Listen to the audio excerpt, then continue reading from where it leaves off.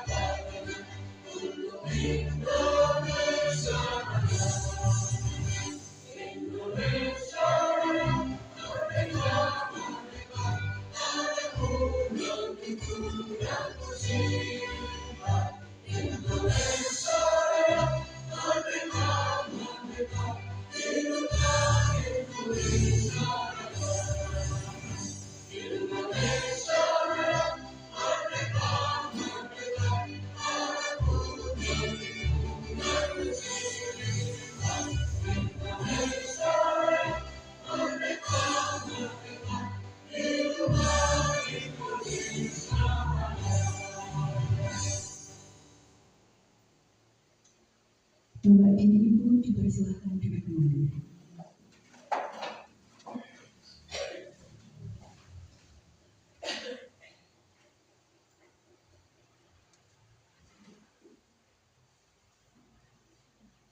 Acara berikutnya yaitu sambutan dari kepala sekolah atau yang mewakili kepada beliau Ibu Afita dipersilakan. Bismillahirrahmanirrahim. Assalamualaikum warahmatullahi wabarakatuh.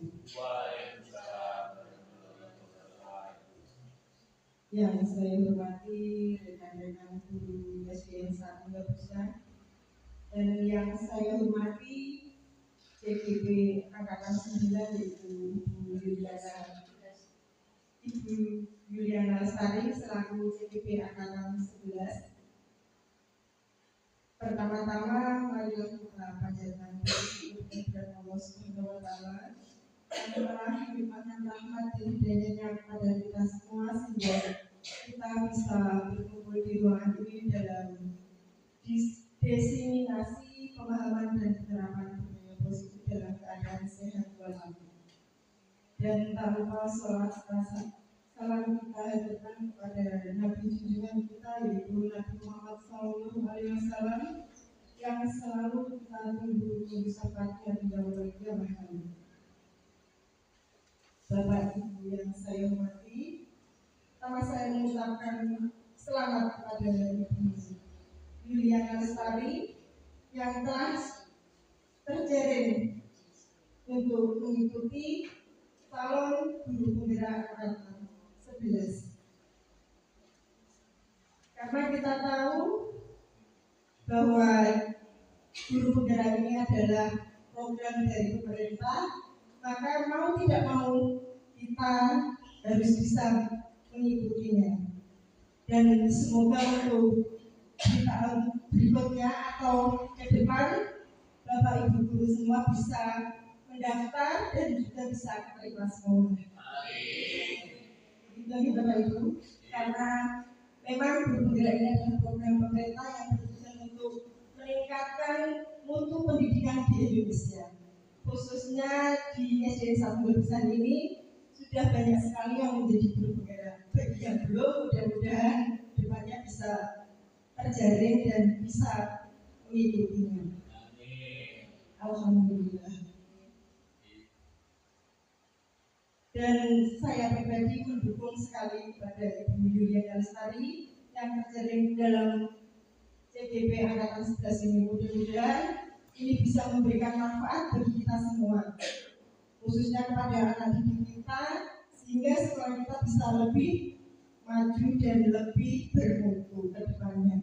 Begitu ya Bapak Ibu? Nah, demikian dari saya.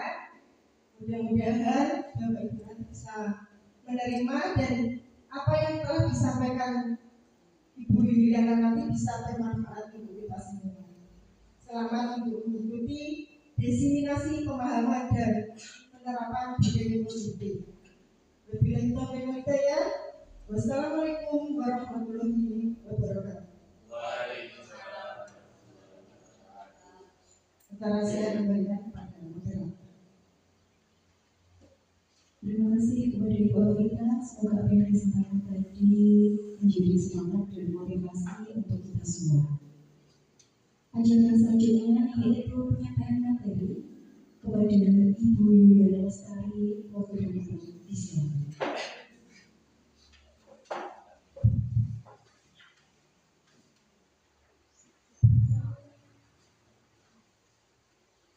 Terima kasih atas waktu yang diberikannya.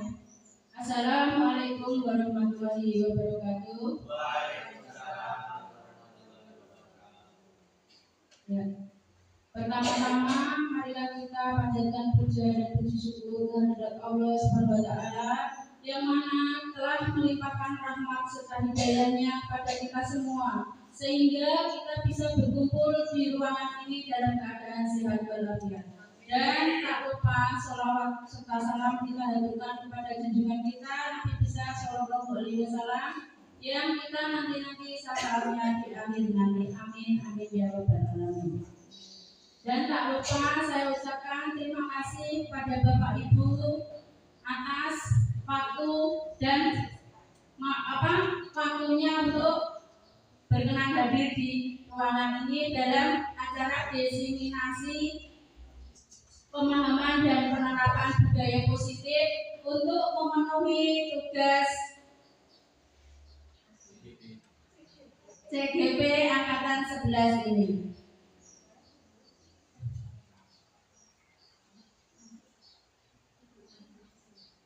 Di sini saya sebagai calon guru penggerak yaitu Yuliana Lestari, saya difasilitatori sama Bu Sri Rizkuti, dan di lapangan saya dibimbing oleh pengajar praktek Ibu Lestari.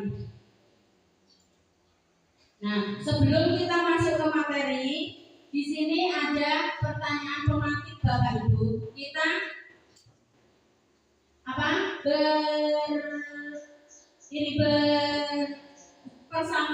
mempersamakan perspektif dulu sebentar ya. Ini ada setuju atau tidak setuju. Yang pertama, apakah hukuman dapat mendisiplinkan anak?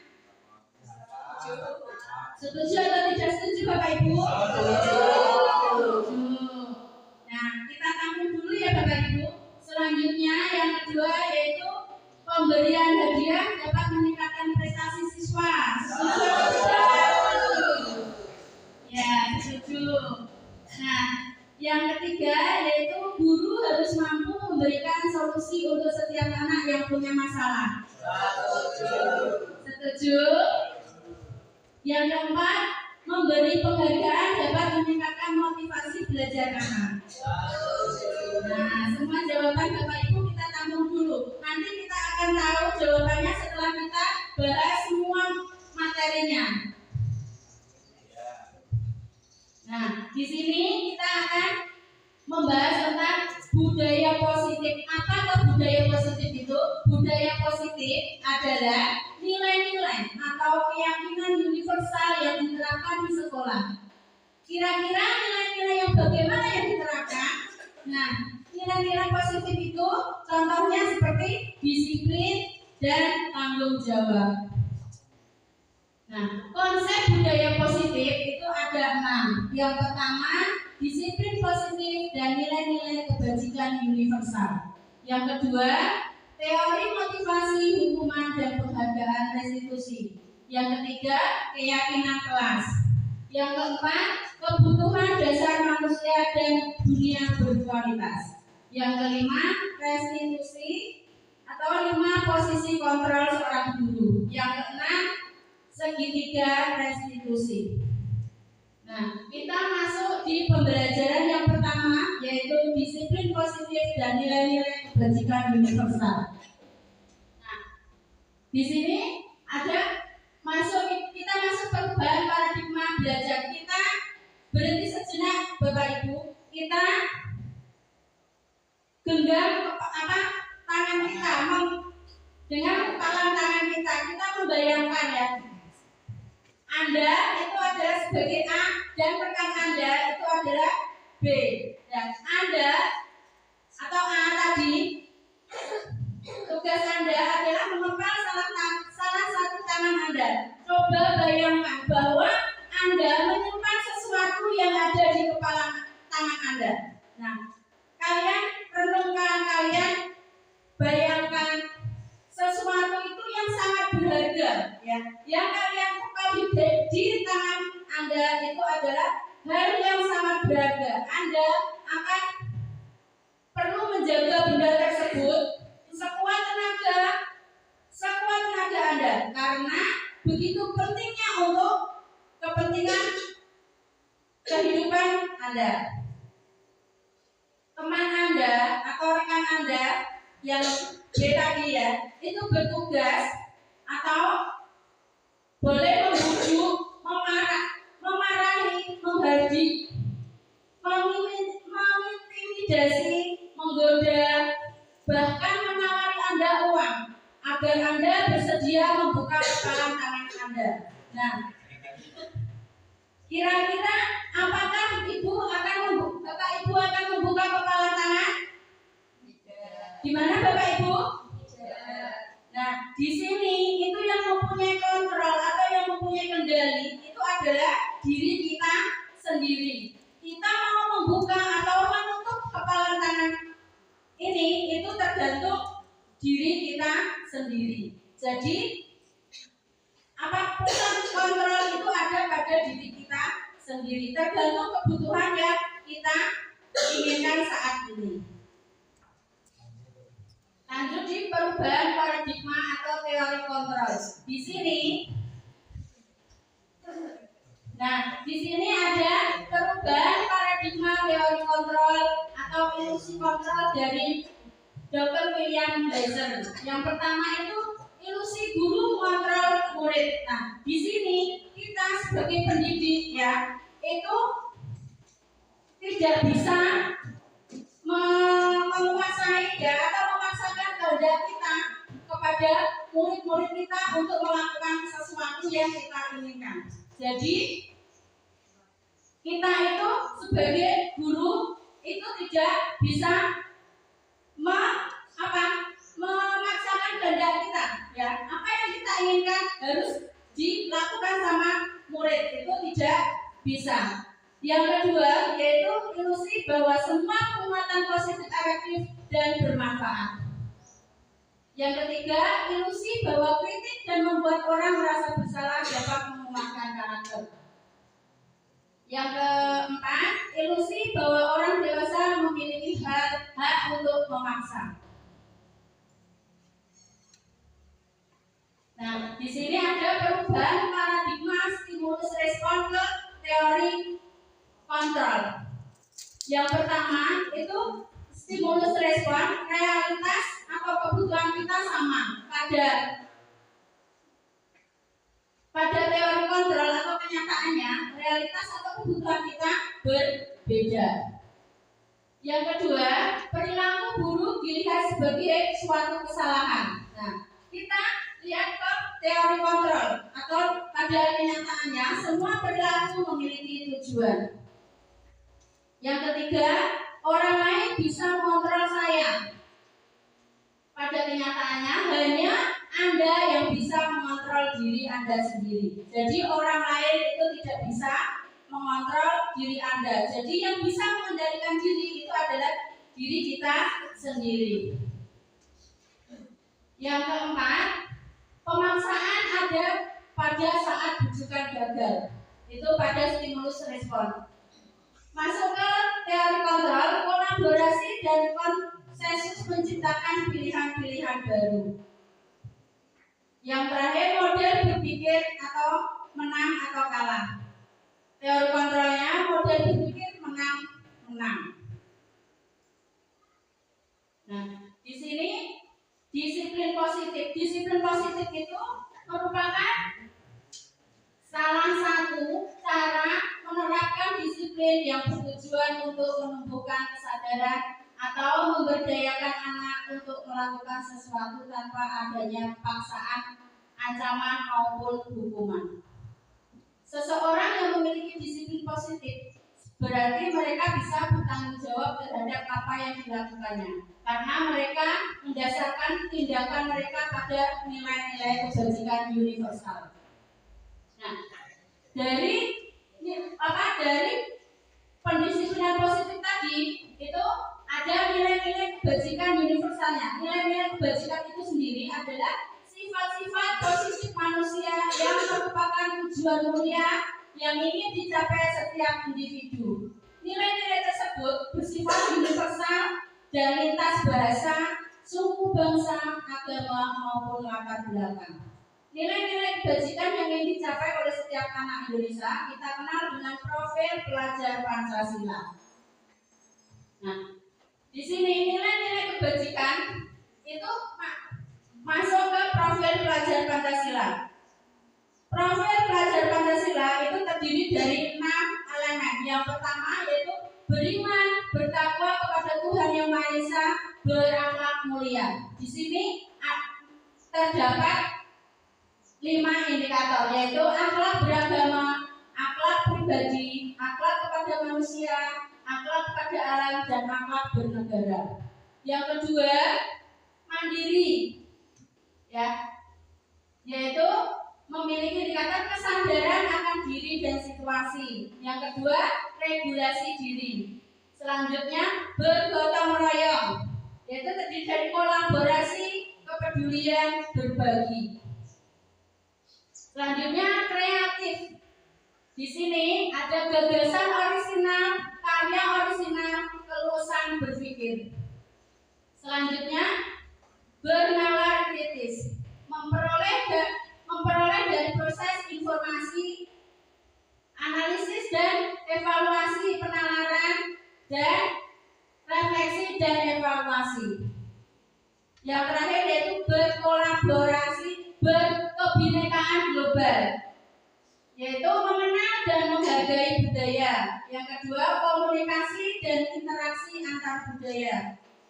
Yang ketiga, refleksi dan tanggung jawab. Yang keempat, berkeadilan sosial. Kita masuk ke pembelajaran yang kedua, yaitu teori motivasi hukuman dan penghargaan restitusi.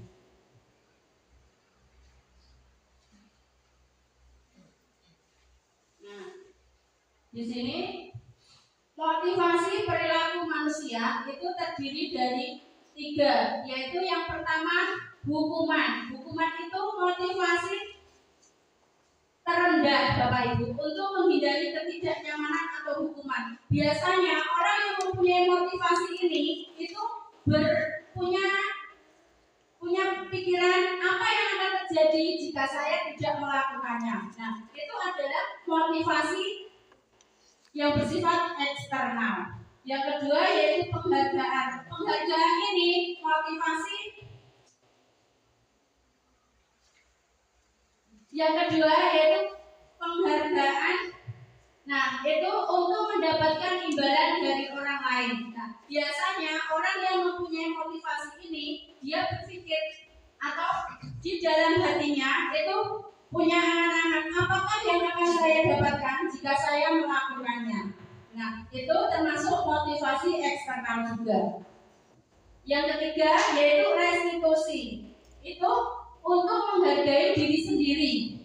Hanya saya akan menjadi orang seperti apa jika saya melakukannya. Nah, itu adalah pertanyaan yang timbul atau yang dipikirkan oleh orang yang mempunyai motivasi restitusi. Itu motivasi untuk tujuan disiplin positif.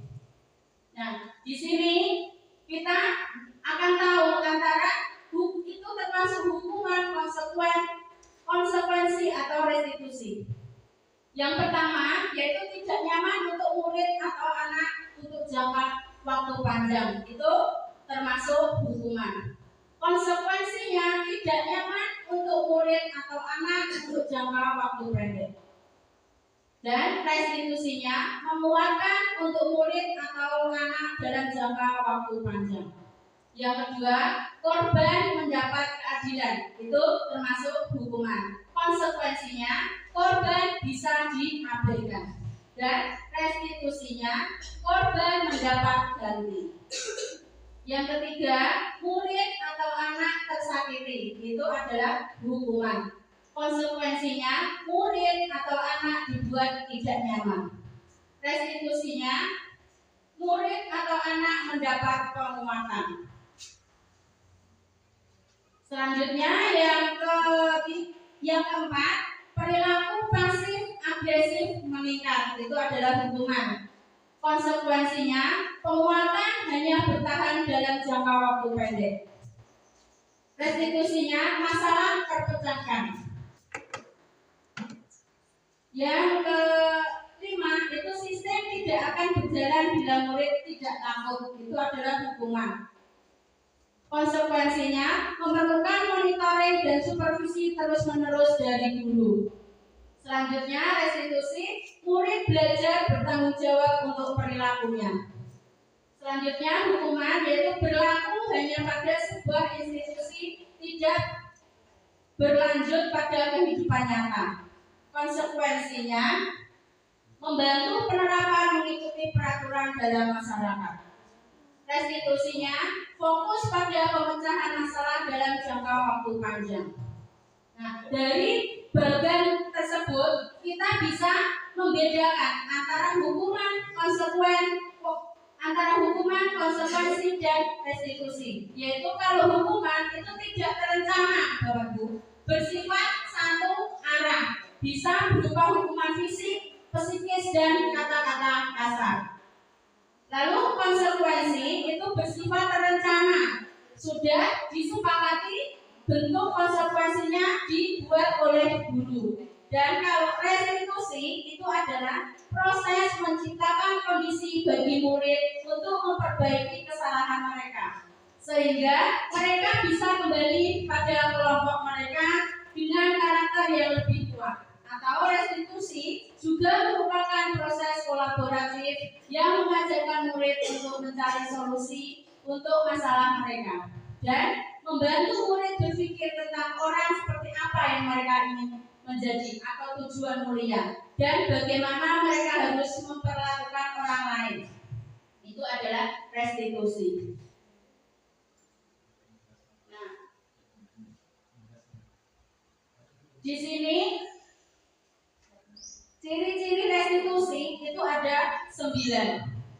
Yang pertama yaitu bukan untuk menebus kesalahan, namun untuk belajar dari kesalahan. Yang kedua, memperbaiki hubungan. Yang ketiga, tawaran bukan paksaan. Yang keempat, restitusi menuntut untuk melihat ke dalam diri. Yang kelima, restitusi mencari kebutuhan dasar yang mendasari tindakan. Yang keenam, restitusi diri adalah cara yang paling baik.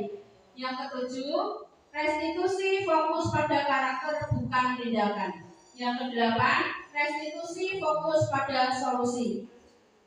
Dan yang terakhir yaitu yang ke-9, restitusi mengembalikan murid yang berbuat salah pada kelompoknya.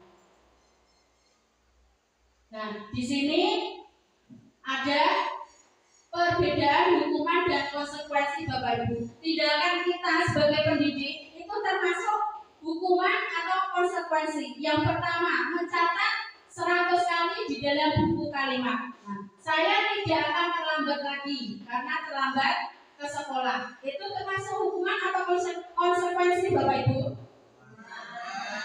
Hukuman. Nah, terus yang kedua, lari mengelilingi lapangan basket 2 kali karena terlambat hadir di sekolah. Itu termasuk hukuman atau konsekuensi? Hukuman. Nah, nanti kita akan tahu jawabannya. Murid diminta untuk push up 15 kali karena tidak menggunakan masker ke sekolah. Itu termasuk hukuman atau konsekuensi? Hukuman. Menggantikan kertas tugas teman yang telah dicoret-coret. Itu termasuk hukuman atau konsekuensi? Konsekuensi. Membersihkan tumpahan air di meja tulis karena tersenggol pada saat belajar. Termasuk hukuman atau konsekuensi? Konsekuensi. Murid disuruh untuk tidak mengenakan sepatu seharian di sekolah karena tidak mengenakan sepatu hitam. Termasuk hukuman atau konsekuensi? Ada yang hukuman, ada yang konsekuensi. Ya, kita tampung dulu jawabannya Bapak Ibu. Selanjutnya, lari mengelilingi lapangan basket 2 kali karena terlambat 10 menit untuk pelajaran PCOK. Hukuman atau konsekuensi? Nah, ada yang konsekuensi, ada yang hukuman. Nah, kita lihat. Ya, kita lihat Bapak Ibu. Nah, di sini tindakan kita sebagai pendidik itu termasuk hukuman atau konsekuensi. Yang pertama tadi mencatat 100 kali di dalam buku kalimat. Itu termasuk apa? Hukuman. Yang kedua, lari mengelilingi lapangan basket 2 kali karena terlambat hadir di sekolah. Nah, tadi hukuman ya. Tadi ada yang menjawab konsekuensi tidak Bapak Ibu? Tidak. Ya, terus yang ketiga, murid diminta untuk push up 15 kali karena tidak menggunakan masker ke sekolah. Hukuman. Menggantikan kertas tugas teman yang telah dicoret-coret. Konsekuensi. Tadi ada yang bilang hukuman atau tidak? Tidak ya? Konsekuensi semua ya? Ya, Bapak Ibu kita semua hebat. Yang selanjutnya, membersihkan tumpahan air di meja tulis karena tersenggol pada saat belajar. Konsekuensi. Murid disuruh untuk tidak menggunakan sepatu seharian di sekolah karena tidak menggunakan sepatu hitam. Hukuman. Lari mengelilingi lapangan basket 2 kali karena terlambat 10 menit untuk pelajaran PCOK. Itu termasuk konsekuensi Bapak Ibu. Kata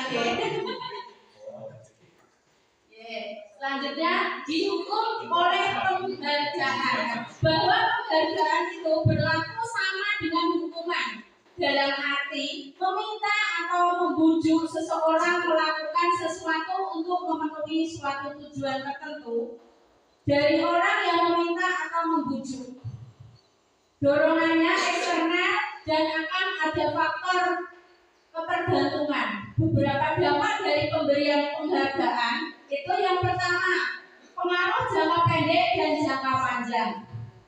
Yang kedua, penghargaan menghukum. Yang ketiga, penghargaan mengurangi. Selanjutnya, penghargaan tidak efektif. Dan penghargaan merusak hubungan. Nah, di sini lanjut, penghargaan menurunkan kualitas. Selanjutnya, penghargaan mematikan kreativitas. Dan yang terakhir, penghargaan mengurangi motivasi intrinsik. Nah, dari bentuk-bentuk tadi itu ada bentuk program kebajikan, yaitu apresiasi. Dalam memberikan apresiasi atau pengakuan perlu diingat beberapa hal. Yang pertama, beri pengakuan secara khusus. Yang kedua, beri pengakuan secara pribadi. Yang ketiga, beri pengakuan kepada semua murid atau bergantian. Dan yang terakhir, beri pengakuan secara konsisten atau fokus pada proses. Nah, di sini ada contoh-contoh pengakuan atau apresiasi kebajikan. Yang masuk pembuka yaitu kemarin saya perhatikan. Nah, itu adalah kalimat pembuka. Nah, di situ ada nilai kebajikannya. Ya, nilai kebajikannya yaitu rasa empati besar sekali dan situasinya pada saat menolong murid baru di kelas kita. Yang kedua yaitu pembuka, saya menghargai. Nah, di sini ada nilai kebajikannya yaitu kepedulianmu. Situasinya pada saat kamu membantu teman-temanmu di tugas kelompok. Itu adalah termasuk kepedulian. Yang ketiga, pembukanya terima kasih untuk. Nah, di sini nilai kebajikannya yaitu rasa tanggung jawabmu. Situasinya pada saat kamu memungut kertas-kertas yang berserakan di lantai. Kita masuk ke pembelajaran ketiga yaitu keyakinan kelas. Mengapa tidak peraturan kelas Bapak Ibu harus keyakinan kelas? Nah, di sini mengapa kita memiliki peraturan harus menggunakan helm bila mengendarai kendaraan roda 2? Kenapa Bapak Ibu? Untuk keselamatan. Ya, yang kedua, mengapa kita memiliki peraturan 3M? Menggunakan masker, mencuci tangan dan menjaga jarak 1,5 meter. Kenapa Bapak Ibu?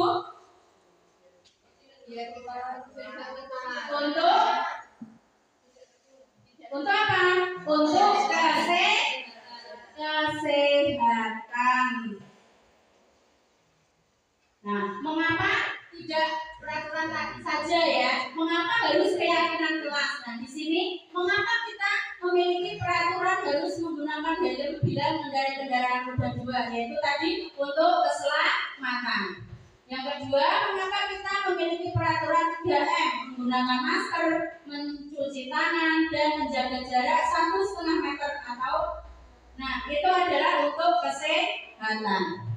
Nilai-nilai keselamatan dan kesehatan inilah yang kita sebut sebagai suatu keyakinan, yaitu nilai-nilai kebajikan universal yang disepakati secara tersiar dan tersurat, lepas dari latar belakang suku, negara, bahasa, dan agama.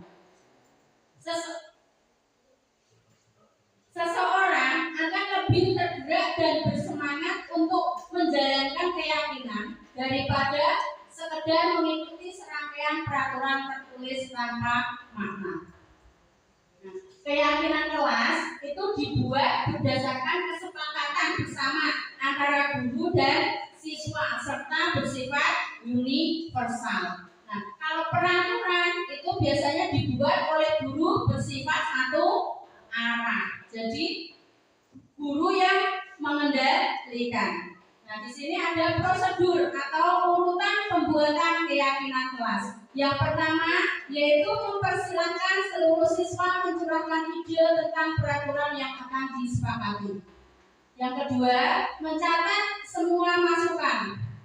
Yang ketiga, ganti kalimat negatif menjadi kalimat positif. Biasanya itu kalau kalimat-kalimat negatif itu masih berhubungan dengan peraturan. Tidak boleh membuat sampah sembarangan. Itu ada kata-kata tidak boleh. Nah, itu adalah kalimat yang negatif. Kita harus mengubah ke kalimat yang positif karena keyakinan kelas itu perbedaannya atau sifatnya itu menggunakan kalimat positif. Kita ubah menjadi jagalah kebersihan. Nah, di situ. Nah, yang keempat yaitu tinjau kembali curah pendapat yang sudah dicatat. Jadi kita ini kalimat-kalimat tadi, pilihan tadi yang sudah dibuat itu kita tinjau kembali. Nah, yang kelima yaitu tinjau ulang kembali keyakinan apa yang akan disepakati bersama. Jadi kita pilih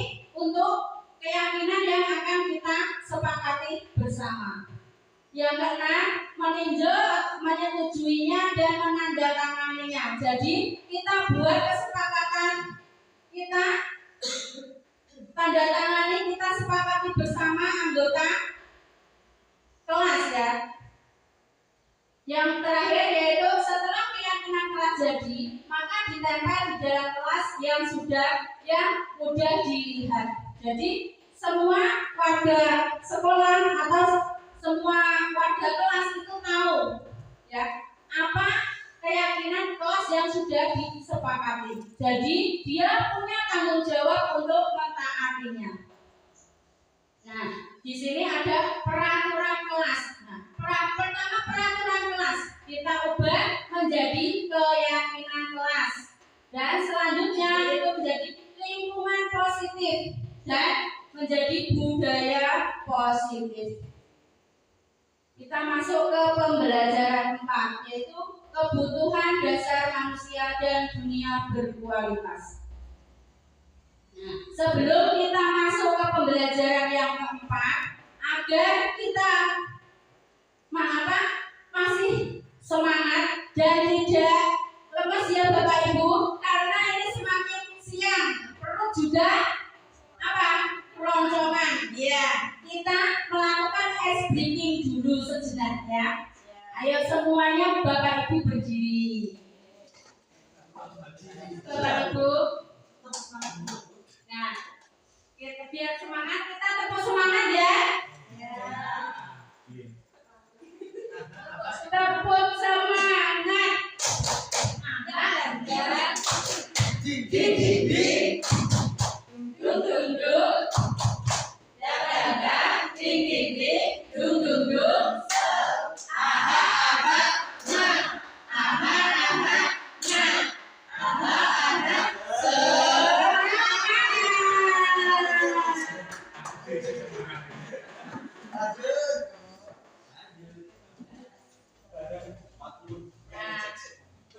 sudah semangat? Sudah, Bu.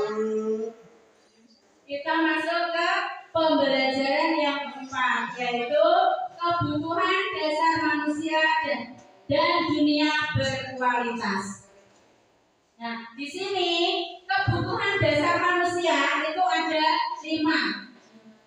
Yang pertama yaitu bertahan hidup.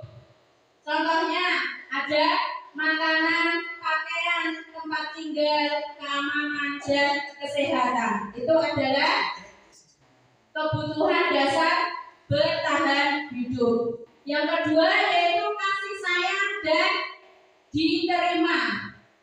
Itu yaitu meliputi rasa diterima, berbagi, dipedulikan, kerjasama, menjadi bagian dari kelompok. Itu adalah kebutuhan dasar kasih sayang dan diterima. Yang ketiga yaitu kekuasaan, yaitu meliputi harga diri, keinginan untuk dianggap, memimpin, berprestasi, dan diakui. akui. Itu adalah kekuasaan. Dan yang keempat yaitu kebebasan, yaitu mandiri, memiliki pilihan, mencoba hal baru, mengendalikan atau kemampuannya. Itu adalah kebebasan. Terus yang selanjutnya kesenangan, meliputi beriman, bertakwa, antusias, dan semangat. Itu adalah kesenangan. Selanjutnya, nah di sini ini adalah contoh-contoh kita itu memerlukan tadi posisi kebutuhan dasar manusia, yaitu ibu guru bilang, aku tidak boleh bersenandung sewaktu mengerjakan tugas. Katanya kelas harus tenang, tidak ada suara. Kan nggak seru jadinya. Nah, itu juga adalah contoh kebutuhan manusia. Yang kedua yaitu ibu guru tidak menyapaku hari ini, padahal aku pakai jepit rambut baru. Itu adalah termasuk kebutuhan apa Bapak Bu? Tadi kebutuhan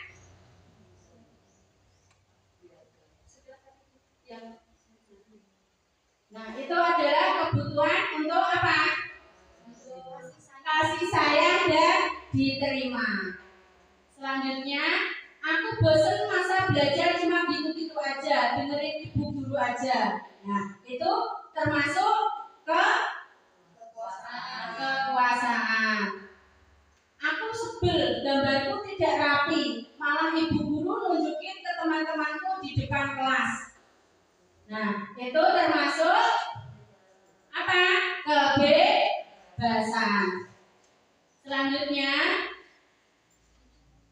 di sini masuk ke dunia berkualitas. Dunia berkualitas itu adalah tempat khusus dalam pikiran Anda. Tempat Anda menyimpan gambaran representasi dari semua yang Anda inginkan. Bisa berisi orang-orang, hal-hal, dan apa saja yang terbaik dalam hidup Anda. Dan membuat Anda merasa bahagia dan terpenuhi kebutuhan dasar Anda.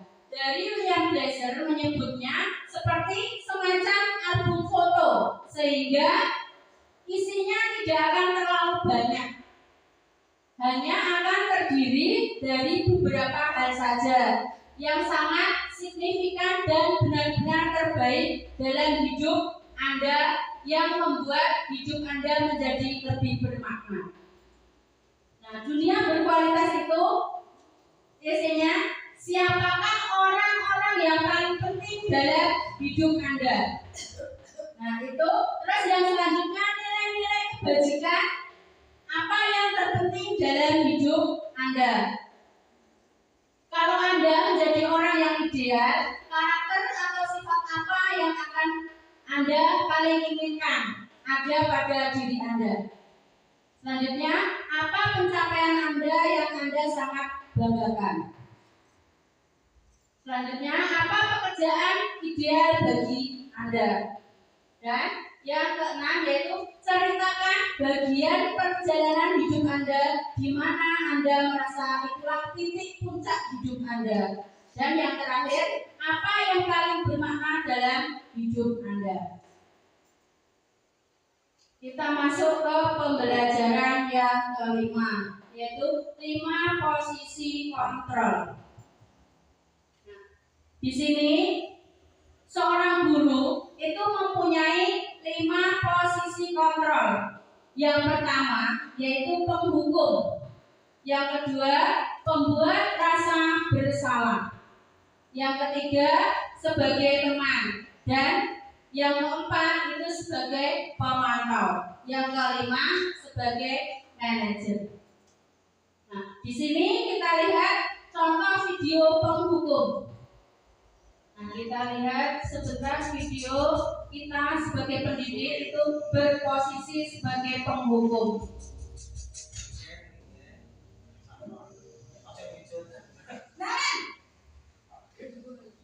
Sini kamu. Selamat pagi Bu. Selamat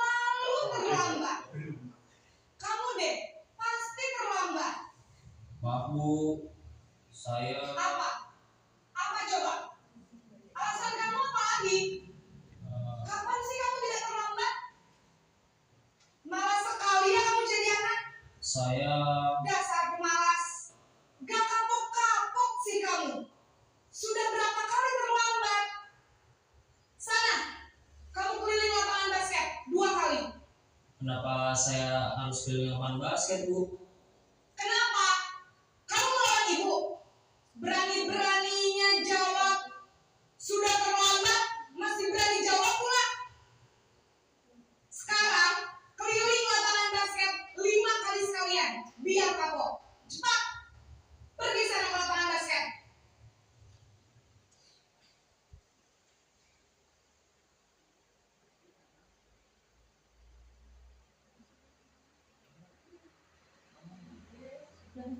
Nah, itulah contoh kita sebagai pendidik itu berposisi sebagai penghukum. Yang selanjutnya yaitu kita sebagai pendidik itu memposisikan diri kita itu sebagai teman. Kita lihat videonya terlebih dahulu.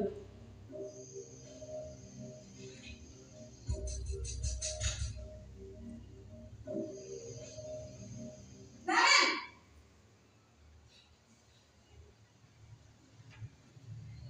Selamat pagi Bu. wah, sudah jam berapa ini nak?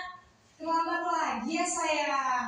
Iya Bu, habis ibu saya belum membangunkan saya Bu.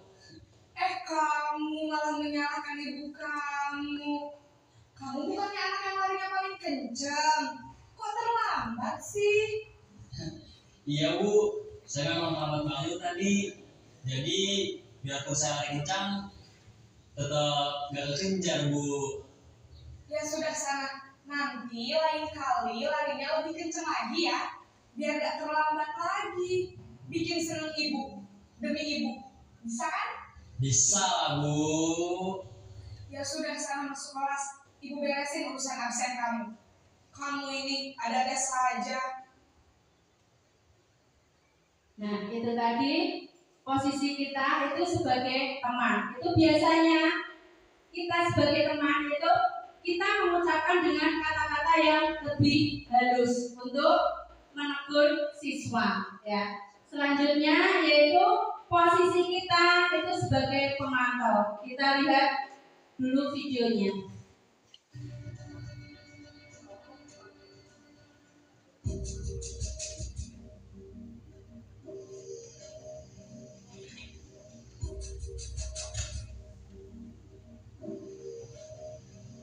Naren,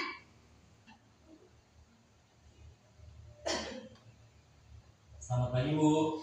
Naren, apa peraturan sekolah kita tentang jam berapa kita harus masuk sekolah, nak? Kita harus di sekolah itu Bu. Iya betul, sekarang sudah jam 7.20. Naren sudah tahu konsekuensi jika terlambat hadir. Paham Bu, saya harus tinggal kelas pas jam istirahat selama 20 menit. Iya benar, konsekuensinya demikian. Jadi nanti jam 9.30 pas istirahat, kamu harus tinggal di kelas, kerjakan tugas tambahan untuk ketertinggalan kamu, ya? Baik Bu. Nah, itu tadi kita sebagai pemantau. Dan selanjutnya itu kita sebagai posisi manajer. Kita lihat videonya.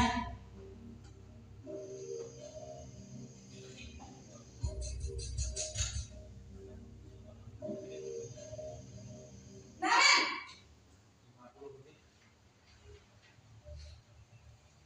Selamat pagi Bu. selamat pagi Naren.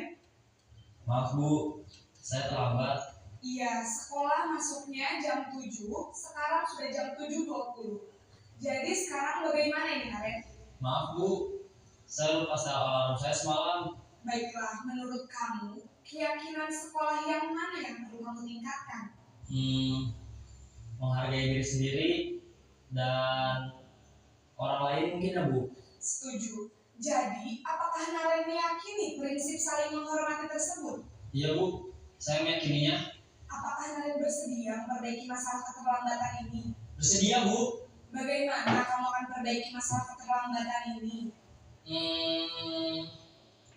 Saya akan coba untuk tidak lupa menyetel alarm saya, Bu.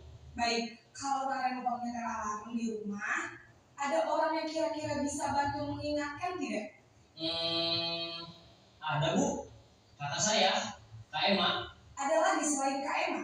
Selain Kak Emma, ada ibu saya. Baik, jadi yang mengingatkan Naren adalah Kak Emma dan ibu kamu ya?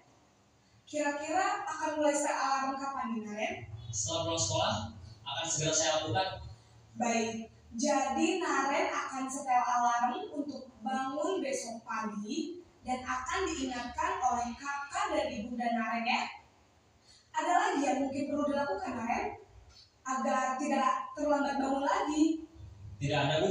Baik Naren, terima kasih untuk kerjasama kamu. Sekarang kamu perlu kembali ke kelas untuk belajar. Baik, Bu. Terima kasih. Nah, itu tadi adalah video kita sebagai di posisi manajer. Nah, dari posisi 5 kontrol tadi, posisi kita itu yang pertama yaitu penghukum. Nah, yang kedua yaitu posisi kontrol pembuat rasa bersalah. Yang ketiga teman, yang keempat pemantau, dan yang kelima yaitu manajer. Jadi dari 5 posisi kontrol seorang guru itu yang paling ideal yaitu yang kelima, yaitu kita sebagai pendidik itu dalam posisi manajer, yaitu sebagai manajer itu guru akan melibatkan murid dalam menemukan sendiri solusi dalam permasalahan yang dibuat sehingga tercipta identitas positif atau berhasil pada murid. Nah, di sini kita lihat sejenak ada pertanyaan-pertanyaan siapa yang mengatakannya. Di sini pertanyaannya, saya kecewa sekali dengan kamu. Itu yang mengatakan itu siapa Bapak Ibu? Apakah merasa membuat merasa bersalah, teman, manajer, atau penghukum? Nah, di sini kita lihat. Jadi saya kecewa sekali dengan kamu, yaitu yang mengatakan itu biasanya membuat orang merasa bersalah. Yang kedua, kamu tidak pernah benar melakukannya. Nah, itu biasanya yang mengatakan itu adalah seorang penghukum. Yang ketiga, ayolah lakukan demi ibu atau bapak. Itu yang mengatakan adalah kita sebagai guru itu dalam posisi seorang teman. Yang keempat yaitu apakah kamu mau mendapatkan stiker bintang hari ini? Nah, itu yang mengatakan adalah pemantau. Yang kelima yaitu bagaimana kamu bisa menyelesaikan masalah ini. Nah, itu yang mengatakan adalah seorang manajer. Yang terakhir, kamu selalu yang paling terakhir. Nah, itu yang mengatakan kita guru itu sebagai penghukum. Kita masuk ke pembelajaran yang ke-6 yaitu segitiga restitusi. Nah, di sini segitiga restitusi itu ada 3 tahapan. Yang pertama yaitu menstabilkan identitas.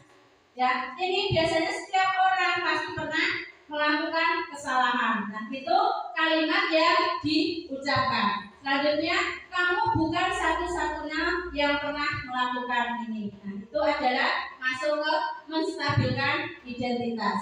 Yang kedua yaitu validasi kebutuhan. Yaitu kalimat yang diucapkan itu kamu tentu punya alasan mengapa melakukan itu. Dan yang kedua, adakah cara yang lebih efektif untuk mendapatkan apa yang kamu butuhkan? Yang ketiga yaitu menanyakan keyakinan kelas. Biasanya kalimat itu adalah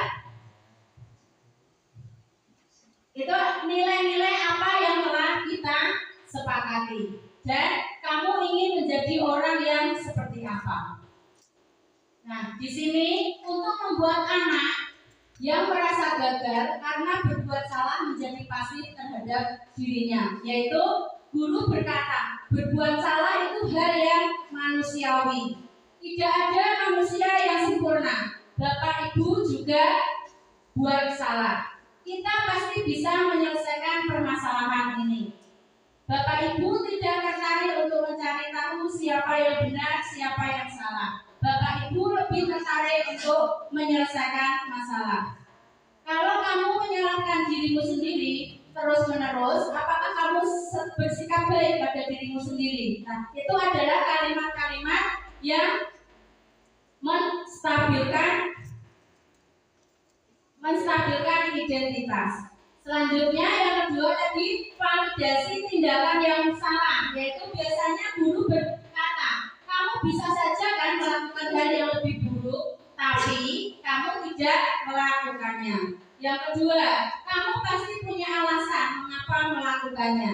Yang ketiga, apa yang penting bagi kamu.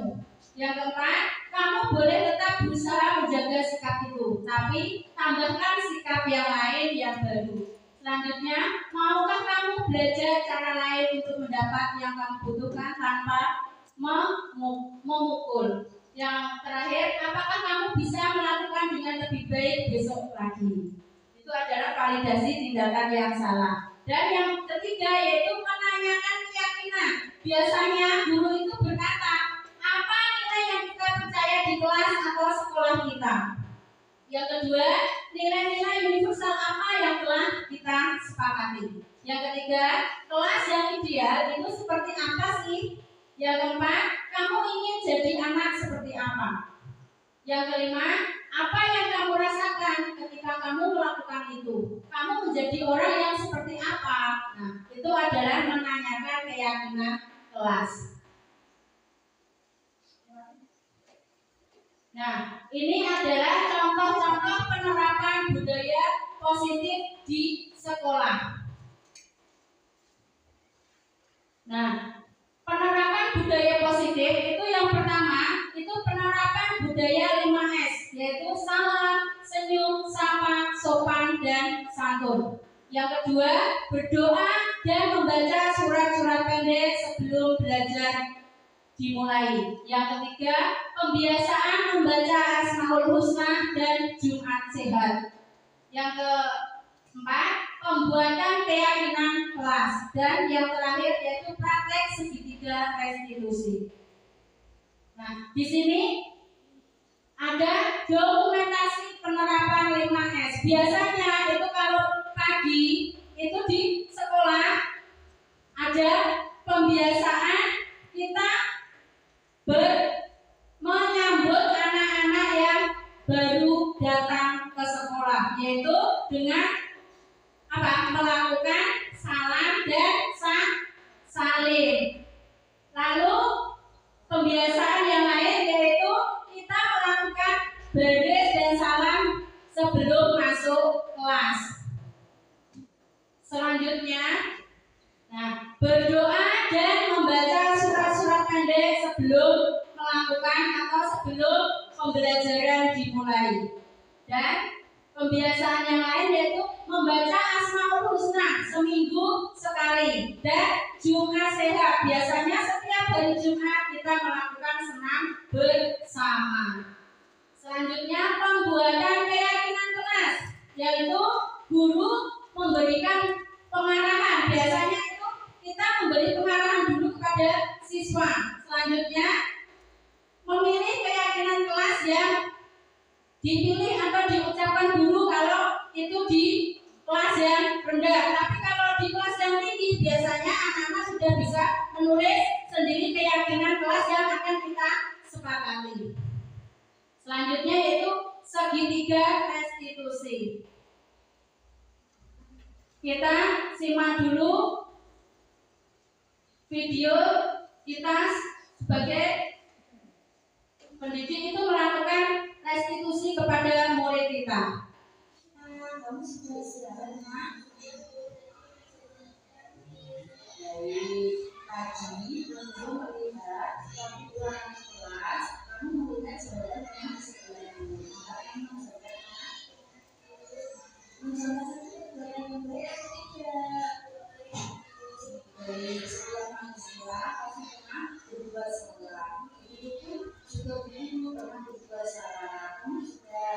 dibuat contohnya ini juga dibuat salah, tapi guru tidak mencari siapa yang salah. Guru mau mencari solusi supaya kamu tidak mencontohkan. Nah, kamu pasti punya alasan kenapa kamu mencontoh. Coba ceritakan sama guru.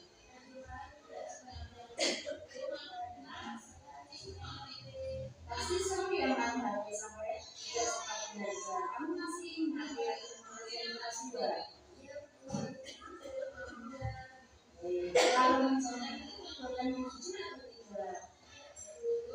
Ya, kalau kamu yakin kalau jujur itu baik untuk kita.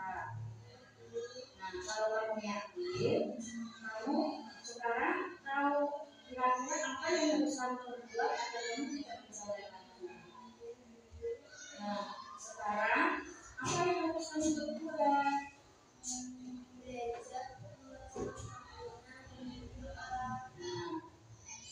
Kalau sudah tahu, mereka kan akan menyelesaikan itu.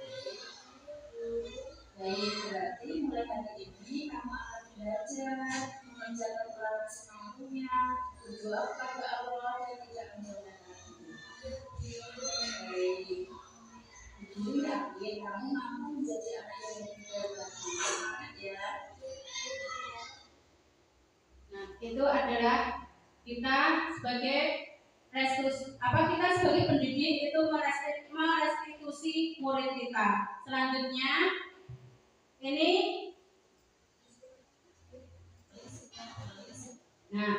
sekarang saatnya merefleksi.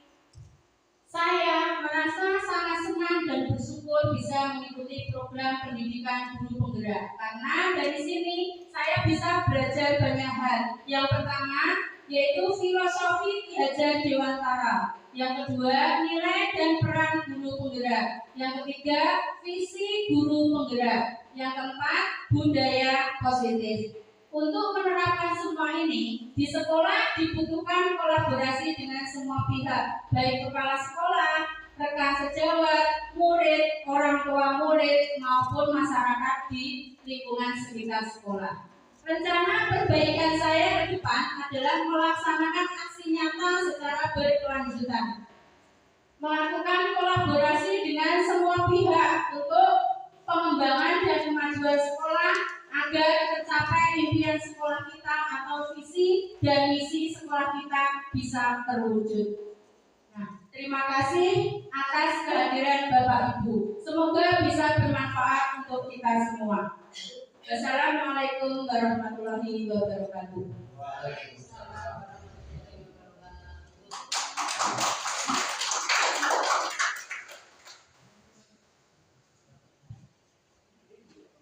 Terima kasih kepada Ibu Yuli Lestari yang telah menyampaikan materi tentang budaya positif. Semoga apa yang disampaikan tadi menjadi pembelajaran dan motivasi bagi kita semua.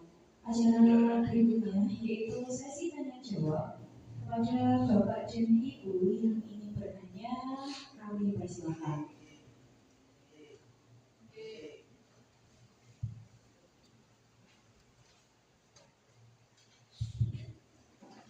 Baik, terima kasih waktunya Ibu Moderator. Tadi sudah disampaikan banyak sekali ya dari Bu Yuli contoh-contoh budaya positif yang ada di sekolah begitu. Dan beberapa sudah kita terapkan di sekolah. Nah, pertanyaan saya, bagaimana supaya budaya positif yang ada di sekolah kita itu bisa konsisten seperti itu? Terima kasih. Assalamualaikum warahmatullahi wabarakatuh.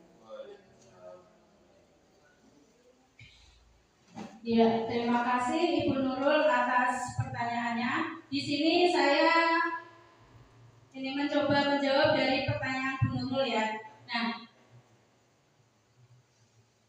Nah, caranya yaitu yang pertama itu menanamkan pendidikan karakter kepada siswa ya.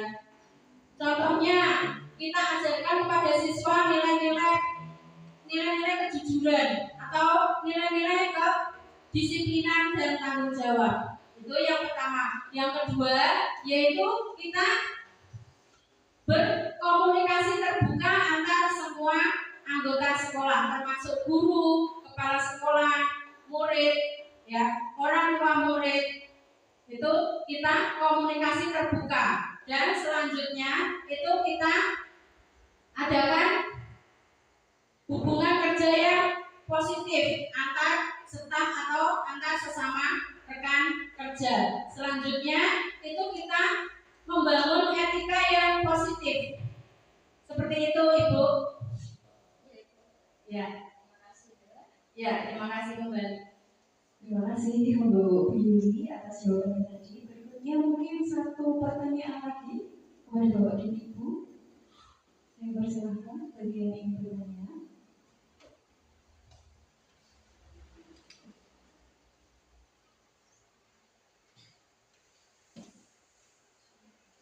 Assalamualaikum warahmatullahi wabarakatuh. Tadi Bu Yuli sudah menjelaskan tentang institusi yang terdiri dari 3 langkah. Yang pertama yaitu staf dan identitas. Yang kedua, validasi tindakan yang salah. Dan yang ketiga, menanyakan keyakinan jelas. Yang ingin saya tanyakan, apa sebenarnya tujuan restitusi oleh guru terhadap murid? Ya, terima kasih. Assalamualaikum warahmatullahi wabarakatuh.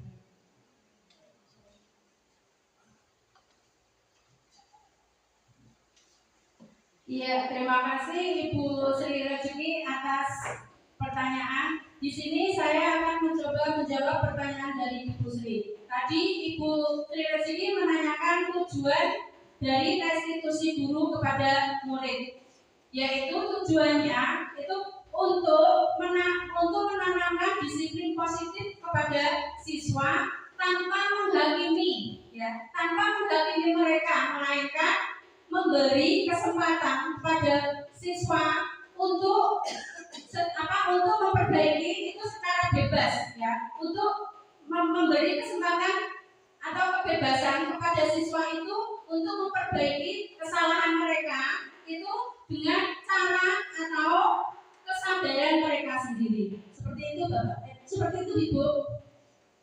Terima kasih. Jelas sekali tadi ya jawaban dari Yuli, yaitu untuk menanamkan disiplin positif bagi siswa tanpa menghakimi. Baik, kiranya cukup sekian atau ada yang mau bertanya lagi Bapak dan Ibu dulu? Cukup. Karena cukup, maka acara yang terakhir yaitu bentuk terima kasih atas kehadiran Bapak dan Ibu pada acara siang hari ini. Terima kasih juga kepada Ibu Yuliana yang telah menyampaikan materi budaya positif. Semoga kita dapat menerapkan budaya positif di sekolah kita. Saya selaku moderator pada acara hari ini. Apabila ada kata-kata yang kurang berkenan dari Bapak dan Ibu semua, mohon dimaafkan. Untuk menutup acara pada hari ini, marilah kita tutup bersama-sama dengan ucapan alhamdulillah. Alhamdulillahirrahmanirrahim. Sekian, wabillahi hidayah. Wassalamualaikum warahmatullahi wabarakatuh.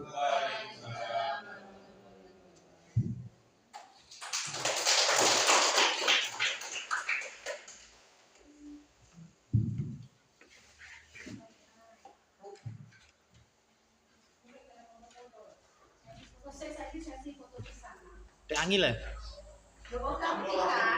Loh, iki kayak ngopi iki.